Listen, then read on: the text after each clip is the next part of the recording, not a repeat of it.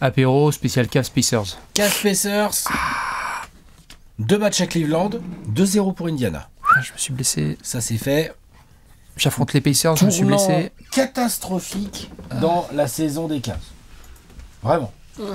Genre, j'ai rarement vu une équipe, et on va parler dans le détail, hein, mais je sais pas, enfin, les circonstances, c'est pas qu'une affaire de circonstances, mais les circonstances sont catastrophiquement défavorables à Cleveland. C'est vrai. C'est le jeu, ma pauvre Lucette, et c'est terrible. Et les Pacers provoquent ce qu'il faut provoquer, et la chance, ça se provoque, tout ça, je suis complètement d'accord, mais on peut pas enlever que, tu vois, par exemple, les Cavs sont menés 2-0. Est-ce qu'ils ont vraiment moins bien joué que les Pacers sur les 2 premiers matchs? Ça se discute. Des trucs ça se discute. sur lesquels ça se discute. Bien sûr, il y a des angles sur lesquels ça se discute. Évidemment, ils ont été moins clutch déjà. Ça, c'est sûr. Bien évidemment. Mais ce que je veux dire par là, c'est que, tu vois, par exemple, le match 2, là. On reviendra en chronologique après. Le match 2, donc, on apprend qu'il manque Evan Mobley, on apprend qu'il n'y aura pas de DeAndre Hunter, et on apprend que Darius Garland est toujours blessé au pied. Okay, donc, il te manque 3 joueurs, dont 2 titulaires et 3 joueurs importants, de toute façon, parce que DeAndre Hunter, membre important de ta rotation. Tout à fait. Malgré cela, gros Donovan Mitchell, gros Jarrett Allen, des role-players, on s'organise, on est les Cavs, on a du jeu collectif, et on mène largement ce match. Ils ont dominé ce match. Jusque dans le Money Time, on va en revenir dessus. Ce que je veux dire par là, c'est que c'est dur. Je sais pas si on peut dire genre, ouais, les Pacers sont en train de dominer de ouf les Cavs. Non, ils mènent 2-0. Mais je sais pas s'ils dominent de ouf dans le jeu. Non, ils sont vraiment plus forts que les Cavs. C'est fou, hein, les Pacers. Et combien de fois dans l'histoire des playoffs, on a eu des séries dont les scores ne sont peut-être pas représentatifs de ce qui se passe. Hein, au premier tour, on s'est regardé, s'est fait, dis donc, au bout de 4 matchs, hein, les Clippers sont nettement au-dessus des Nuggets et aujourd'hui, ils sont en vacances. Je voulais le poser d'entrée parce que pour moi, ce n'est pas une vidéo dans laquelle on va ou taillader du Cavs ou quoi. Certains. Peut-être certains joueurs, évidemment. Non mais peut-être, oui, bien sûr. Oh, t'en fais pas. Oui, on peut. Mais on va être obligé aussi de... Voilà, c'est ça aussi le sport de haut niveau. C'est que faire une grande saison régulière, c'est super, mais si à l'un des matchs les plus importants de ta saison, il te manque 3 gros joueurs importants, c'est relou. Ouais. Si ensuite, t'es pas foutu de gérer un money time correctement et que tu te fais manger, eh ben attention, parce qu'avec une équipe aussi maligne, talentueuse et bien organisée tactiquement, on va parler de Rick Carlisle, que les Pacers, bah tu te fais baiser, tu te fais fumer. Exactement. Donc on va parler de ce début de série avec une équipe qui mène 2-0 dans un scénario assez particulier.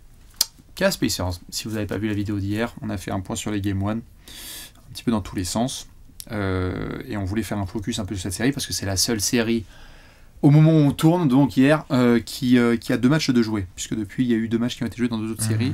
À savoir ce qui s'est passé au niveau des résultats de Celtics Knicks et de Thunder Nuggets. Tiens, vas-y, pronostic, vu qu'on tourne ça. Qu'est-ce qui s'est passé? Là, on tourne le mercredi après.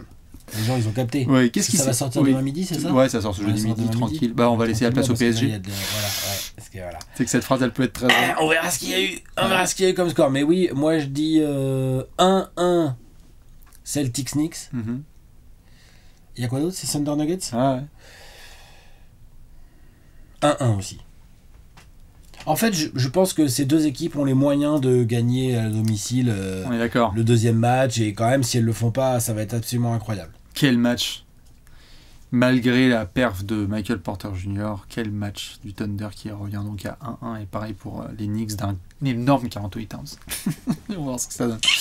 Nous sommes à 2-0 pour nos amis les Pacers face aux Cavs, et si vous avez des potos fans des Cavs, désolé de mettre le couteau dans la plaie, ils sont peut-être en vacances, proposez-leur leur cahier de jeu. Le cahier de jeu Trash Talk qui est évidemment sorti cette semaine. N'hésitez pas à foncer dans le premier commentaire de cette vidéo si vous avez des potes fans des Lakers ou des Bucks, ou peut-être même des Clippers qui sont déjà en vacances et qui savent que bientôt ils seront à l'aéroport ou à la gare. Vous pouvez prendre le cahier de jeu, ça sera formidable. On avait promis de faire un focus sur cette série. Lorsqu'on a fait la preview tous les deux, nous avons mis les Cavs vainqueurs. Oui. Sorti d'un premier tour où les Cavs avaient été extrêmement impressionnants face à un hit. On avait dit que ça serait un combat dégueulasse, mais ça sera un très beau combat. C'est tout. On était même hypé. Moi, j'étais hypé. Pour l'instant, d'ailleurs, je suis pas si déçu que ça. Ça joue. Non, c'est du bon basket. Hein. C'est une super série. Alors certes, les gens sont là, gni et tout, mais c'est une super série. On était vachement intéressés lorsqu'on a fait la preview. On trouvait que ça allait être une belle série. On est servi. faisons la chronologie. On a démarré le Game 1, et avant même que le premier entre-deux ait eu lieu, Alex, on a eu un rapport de la part de nos amis de NBA TV et d'ESPN qui nous indiquait, de la part de Greenberg notamment, journaliste de terrain, que l'orteil de Darius Garland, en fait, c'est peut-être un petit peu plus sérieux que ça. S'il pouvait rejouer, ce serait peut-être pas maintenant, ce serait plusieurs semaines, cette affaire. Donc déjà, il faut que tu te débrouilles sans ton meneur All-Star. En reprenant les propos de Kenny Atkinson, on est meilleur avec notre meneur All-Star que sans. Surtout quand tu vois le niveau de jeu là de Ty Jerome, proposé en titulaire. Ça s'est senti dès le Game 1. C'est un petit peu compliqué. Et dans le Game 2. Après ce Game 1, les Pacers le gagnent, ils l'ont dominé. Ils l'ont dominé parce qu'ils ont été insolents au shoot. À 3 points. On shootait à 3 points à 53% sur le match, shootait à 53% au tir, dont 53% à 3 points. 19 sur 36. Ils ont eu des lancers, ils ont tous mis ou presque. Et en plus de ça, quand les Cavs, maladroits, sans Garland, Ty Jerome ça va pas, et malgré ça les Cavs, sur le dos et les épaules de Donovan Mitchell, d'Evan Mobley, d'un bon Max Truss et tout, ils s'accrochent, ils recollent un peu dans le match. Oui. Tu as ce quatrième carton de Haliburton et de Nembhard qui te disent non, hop. Nous, quand on met la tête sous l'eau à quelqu'un, voilà, il ressort pas, il se noie. Tu ressortiras plus jamais de l'eau. Donc là, il y a les tirs de Nembhard incroyables, et puis il y a les bons choix d'Haliburton qui, ils enfoncent le clou. Donc, match un peu... À la fin du Game 1, tu pouvais te dire, bon, match à oublier pour les Cavs, les autres, ils étaient en feu de ouf, toi, t'as essayé, tes tirs, ils rentraient pas, t'as essayé de travailler en drive et tout pour essayer de recoller dans le match. Ça arrive, hashtag ça arrive.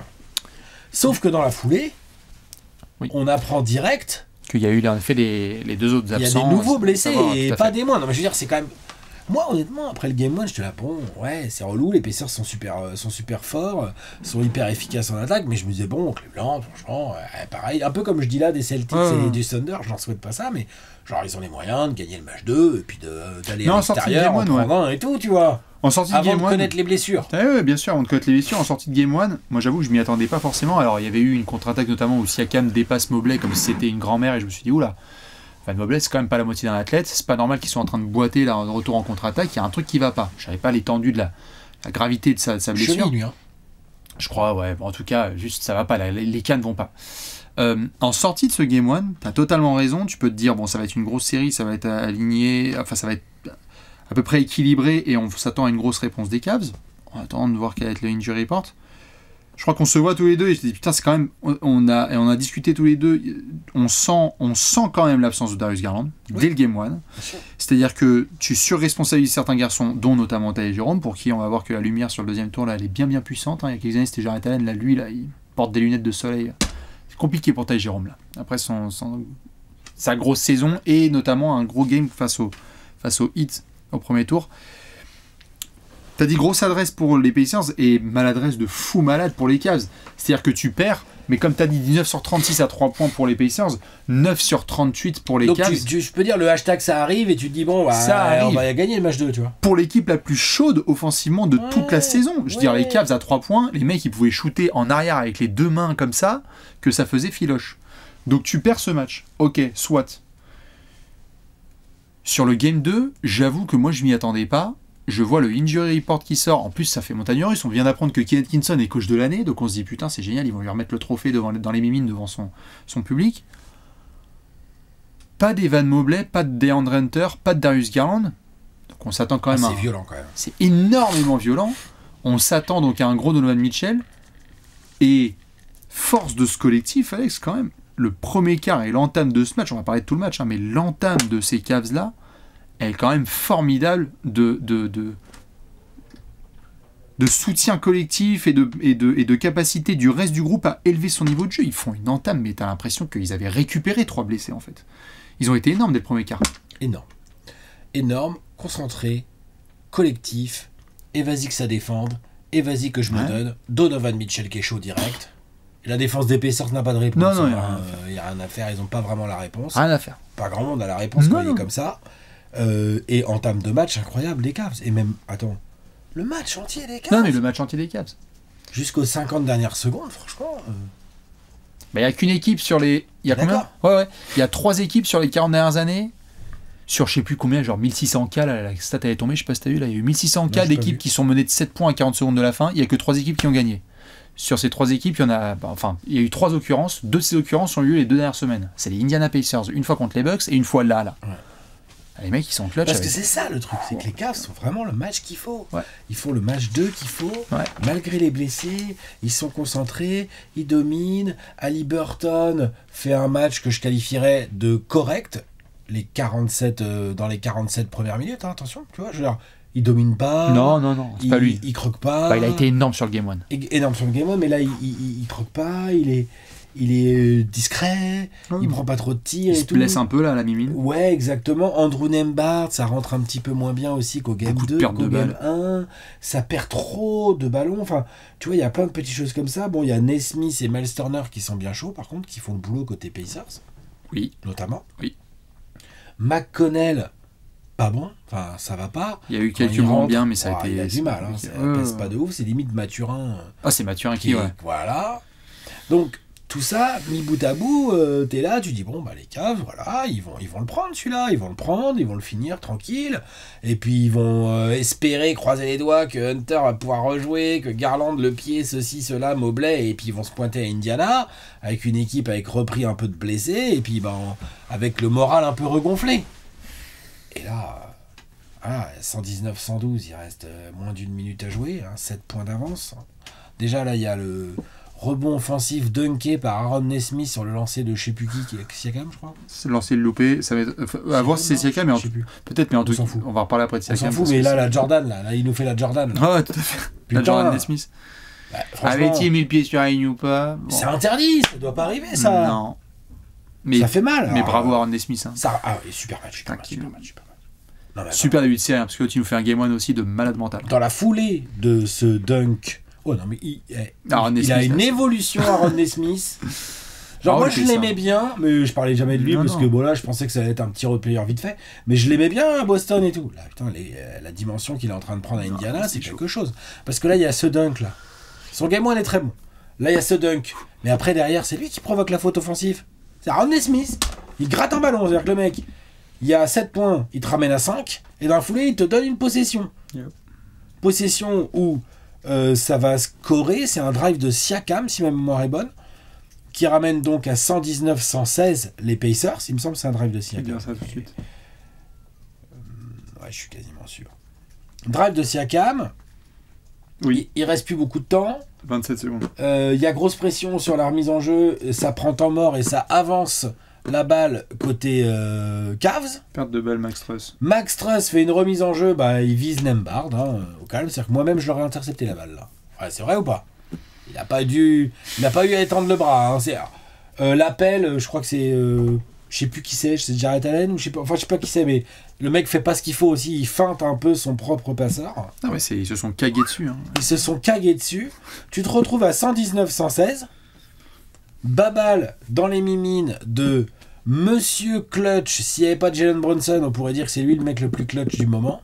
En tout cas, il ferme des sacrées gueules sur ses oui, putain. Moi, je suis surcoté, moi. Qui, encore une fois, comme il l'a fait contre les Bucks, fait le bon choix. C'est-à-dire qu'il y a -3, il reste du temps à jouer, il tente le drive. Du coup, il obtient une faute. Il met le premier lancé. Il rate le deuxième volontairement, d'après toi? Non, hein. Moi non plus, je pense pas. Je me suis demandé, en fait. Ce qui est quand même très très court, le truc. Hein. Oui, mais il s'est blessé à la main. Il s'est blessé à la main dans le match, ouais. Tyrese Haliburton. Donc non, le shoot, il est court, mais par contre, le suivant, il est pas court, mon frère. Oh la vache. Rebond offensif. C'était froid. Haliburton, qui a la présence d'esprit de regarder le chronomètre, de ressortir lui-même la balle, de remonter presque jusqu'à la ligne médiane, et de recommencer une action, et ça y va, ça chaloupe. Et chac, et schlac, et hop, le step back, et bim, ficelle, +1. Est-ce que ça viendrait à l'esprit de Ty Jerome d'être en pression un peu sur lui? Ça, non, vous êtes vache, je l'ai vu aussi ça. Non, c'est pas du tout le premier reproche. Je vais y venir à Ty Jerome, c'est pas le premier reproche. Il y a une liste de 10 reproches à lui faire avant celui-là. Je suis obligé de caser des punchlines au fur et à mesure. Son contest n'est pas si mauvais, honnêtement. Il va y avoir plein de trucs à dire, je suis obligé de les caler au petit à petit au fur et à mesure, parce que sinon ils vont le prendre personnellement. Je sais, parce que... Non mais je te l'avoue... Je sais. Moi aussi, j'étais là, attends, Ty Jerome, j'étais en plus, c'est Ty Jerome sur lui, et honnêtement, l'action, on l'a tous vu plusieurs fois, ouais, prend un petit écart dans le step back, mais il revient, il conteste. C'est pas si mal. C'est pas ouf, mais c'est pas du tout là, par là qu'on va commencer les critiques de Ty Jerome. Non. Je pense que beaucoup de joueurs auraient pris ce shoot sur la truffe. Non, mais bien même sûr. des très bons défenseurs. Et il l'a même fait au match précédent. Il a été clutch plus d'une fois. Ce que je veux dire par là, c'est que je suis obligé d'en caser une pour Ty Jerome qui a été atroce. Horrible. Excusez-moi, hein, voilà, il y a un moment où la lumière était un petit peu grosse pour Ty Jerome qui essaye dans son registre, mais si tu n'arrives pas à attaquer, au moins essaye en défense, et en défense il s'est fait ouvrir plus d'une fois, donc c'est compliqué pour lui. Et puis là en attaque c'était une catastrophe. Et en kata c'était une catastrophe, hein, vraiment les petits shoots auxquels il est habitué, là, vraiment les push-shots Les là. petits push-shots là. Les Ça trucs roule ça de touchait à partout. peine le cercle. Ouais, j'étais là genre ouais. Parfois c'était des cours de ouf. Ah ouais, toi aussi t'es blessé frère. Ouais. Et T'es blessé au toucher, non? Ouais, T'as le t'es- toucher qui est blessé, non? Ouais. Ouah la vache. Pour autant, nos amis d'Indiana, plusieurs choses moi que j'avais notées. Un, on a fait la preview de Pacers Bucks dans laquelle je discutais avec toi du fait que Indiana est une des équipes les plus clutch de la NBA cette saison. Est-ce qu'on peut confirmer que c'est le cas ou pas sur ces débuts de Confirme de playoffs? Putain, les mecs, quand il commence à faire chaud, il fait chaud. Hein. Mais eux, ils sont détentes. Hein. Il fait 8000 degrés, tu leur mets une ombrelle et une citronnade, ils sont à la maison. Et puis surtout, Tyrese Haliburton, il est attendu dans ces moments-là et il répond présent. Ça délivre. Il répond présent. Rick Carlisle, parce qu'on va Ouais, parler de carrément. Pépère. Il est clutch, lui. Hein. Lorsqu'il est question d'avoir un match où Game 1, il faut certes compter sur certains joueurs, mais aussi sur le Game 2, si ça démarre mal, s'ajuster. Siakam n'est pas dedans, Siakam, tu sors. Et ça, j'adore. Le nom à l'avant à Indiana est plus important que celui à l'arrière. Pascalou, il a joué quoi, 30 minutes sur ce match? Non, c'est sûr, il a Il bien fallait géré. changer le line-up. Alors, il a bien géré ses rotations. Exactement. Très bien. Miles Turner, on a eu une première série où il fallait être à l'extérieur parce qu'il fallait sanctionner. Sur le match 2, le nombre de post-up où il se retrouve, il flash dans la raquette. C'est exactement ce qu'il faut faire. C'est parfois on a dit il est soft. Hein. Il est dans la raquette. Il est défendu par soit un Ty Jerome, soit un Max Truss. Il fait 20 cm de plus. Il va les mettre ses points. Donc du coup, Miles Turner, j'ai pas les chiffres là sous les yeux, mais il met plus de 20 points, je crois. Miles Turner sur le match. Il met 23 points. Mais normalement, 23 points, tu sais, il a mis genre 8 tirs à 3 points, tu vois. Là, pas du tout. Il y a eu vraiment du point dans la raquette. Haliburton, comme on a parlé. Si Nembhard ça un peu moins bien, c'est Rodney Smith. Ils ont une profondeur d'effectif, et t'as parlé de Mathurin, une capacité à faire confiance à l'autre s'il est chaud, qui prouve que sur 48 minutes, ils seront toujours dans les matchs, les mecs. Et la petite presse un peu zone, là, Putain, de mais Carlisle, là, t'as kiffé ou pas? Franchement, c'est bien joué.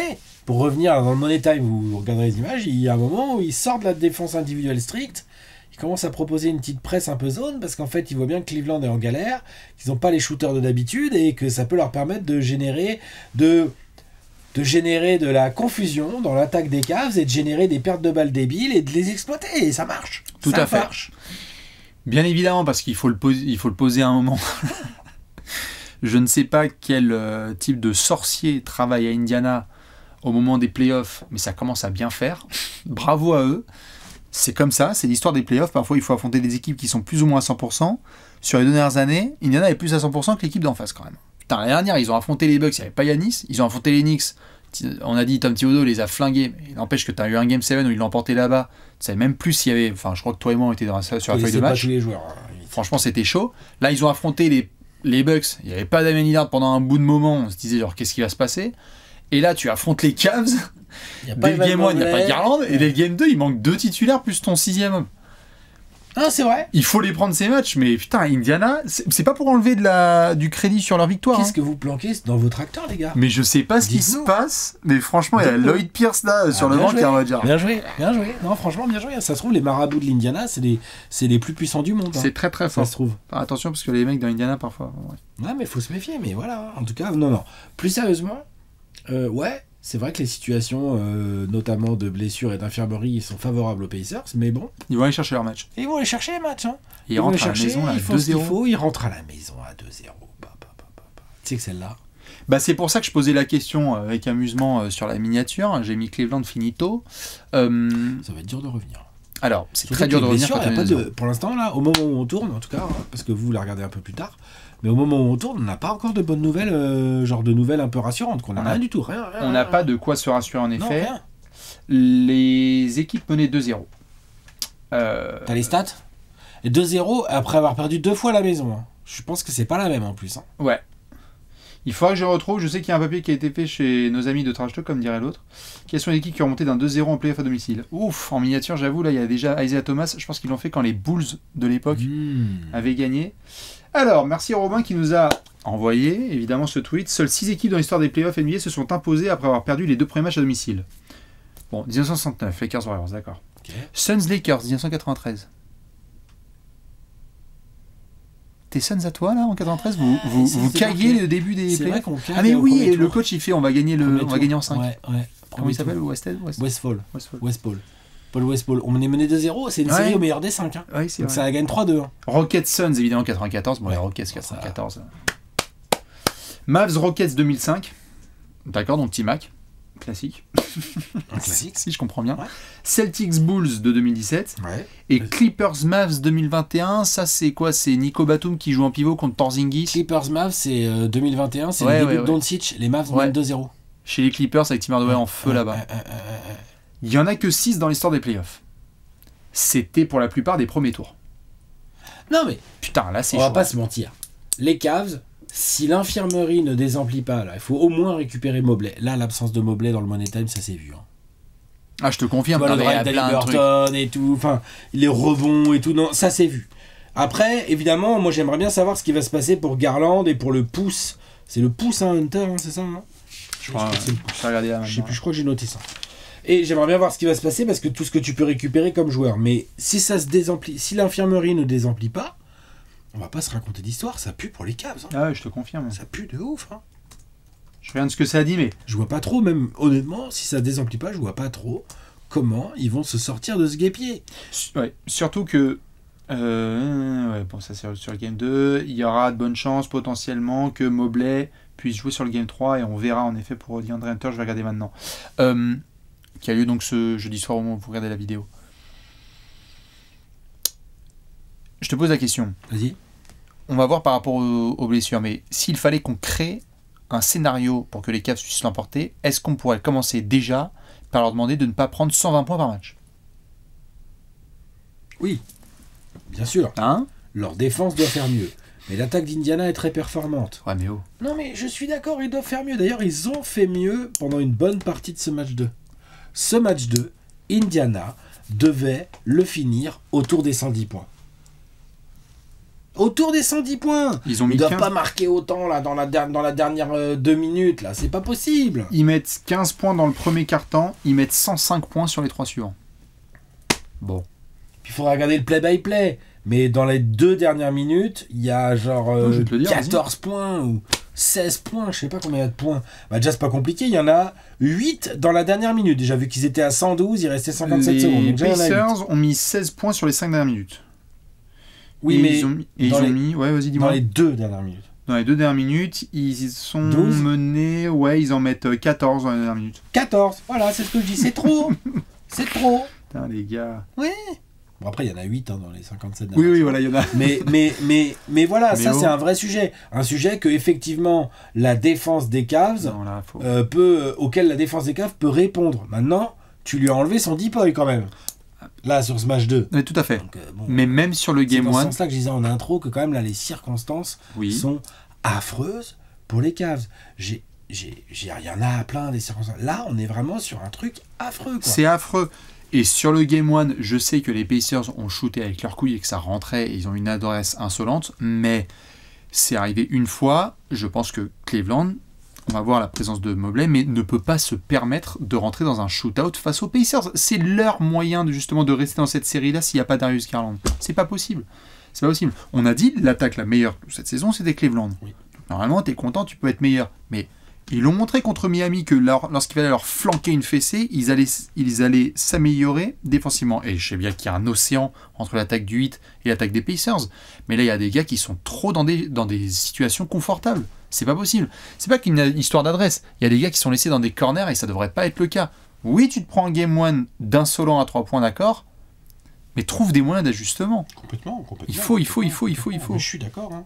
Je pense qu'après, ils sont perturbés par toutes les blessures. Ça perturbe leur rotation. Ah, mais c'est trop chaud. Ça perturbe leur C'est tactique. trop chaud. Ça perturbe trop de trucs. Tiens, question. Oui. La série, elle revient à Cleveland? Je te Oh, demande. la violence. La question se pose maintenant. Ils ont pris 2-0 chez eux. Donc, Oui, on revient à Cleveland. On revient à Cleveland. Je sais pas si ça sera 3-1 ou à 2-2. Mais on revient à Cleveland. Attends, si ça revient à Cleveland à 2-2, on va tous être là, genre, what the fuck, les Cavs, Ouais, mentalité, force mentale et tout. Moi, je pense pas, hein. Moi, je pense pas que ça revienne à 2-2. Non, moi Je non pense plus. que ça revient à 3-1. On revient à Cleveland. Oh non, s'ils se font sweeper, là, comme c'est un truc de fou, malade. Non, mais c'est un truc de fou. Et Non, par pitié, on revient à 3-1. et par pitié, voyons. Je sais qu'on va pas. Comment dire?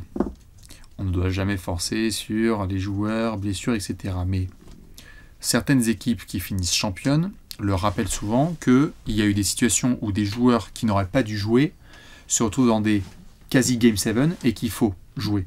Je sais pas moi si Darius Garland peut jouer au Game 3. Je sais pas, je me rends pas compte. Une blessure à l'orteil, je me rends pas compte. Mais s'il y a un semblant de doute de putain, et là frère, on est dos au mur, est-ce qu'on peut, etc.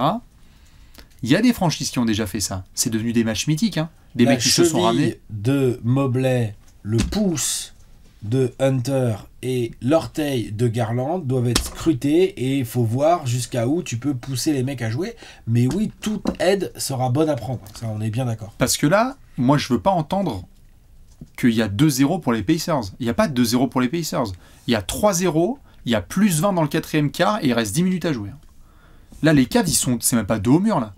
Ils ont le lit au mur, ils ont le frigo, ils ont la douche, ils ont tout. Non, mais ils ont un pied à Cancun, là, Donc, déjà. absolument. Donc, après toute une saison pareille, exceptionnelle, après tout ce qui a été réalisé, ça serait chum. là, faut tout mettre dans la balance. Il faut défendre comme des chiens. Il faut demander aux gars s'ils sont capables de jouer et si oui, jusqu'à quelle limite. Faut montrer justement la capacité et profondeur de ce groupe au-delà de la réussite au tir, mais de... Putain, franchement, si Indiana, ils remettent encore 115 points à la maison, peut-être qu'on va se regarder, on va se dire, bah écoute, félicitations, ils sont en feu. Ouais, tout à fait, mais là, ils vont pas re-shooter T'es pas à à ça. l'abri du Siakam game, hein. Oui. Ou de, je sais pas, mais non, mais c'est vrai, hein. Du Ty Jerome game. Ça, t'es peut-être à l'abri. Vu le début de série. D'accord? Tu sais pas avec ce genre de joueur, hein. Lui, il prend la conf un peu et hop, ça repart, hein. Non. Dites-nous, hein, pour vous, hein, si vous pensez que ça revient à la Rocket Mortgage, mais par contre, on va se dire quoi? Une équipe à quoi, 64 victoires sur la régulière, qui se fait sweeper en demi? Je comprends les circonstances, mais c'est d'une violence quand même. Ah, c'est très violent. Après, c'est aussi là qu'on voit que, effectivement, avec le système de série, ça peut vite basculer. Là, c'est en train de complètement basculer en faveur des Pacers. L'infirmerie, les momentum, les money time, Tyrese Haliburton, tout le shoot, tout bascule en faveur des Pacers. Donc ça va être très compliqué pour les Cavs d'enrayer ça. Très compliqué. Moi, je sais pas qui peut défendre comme un yinche là-dedans. J'aime bien Javonte Green, mais bon, on va se demander. Jarrett Allen.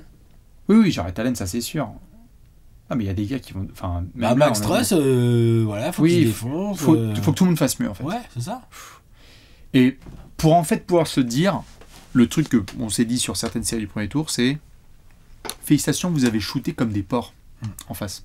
On a vraiment, on a tout donné dans la balance. Nos fans peuvent être fiers de nous, mais on a pris, tu sais quoi, une équipe qui sur 10 jours a shooté comme bon, on pourrait rien faire, hein, c'est comme ça.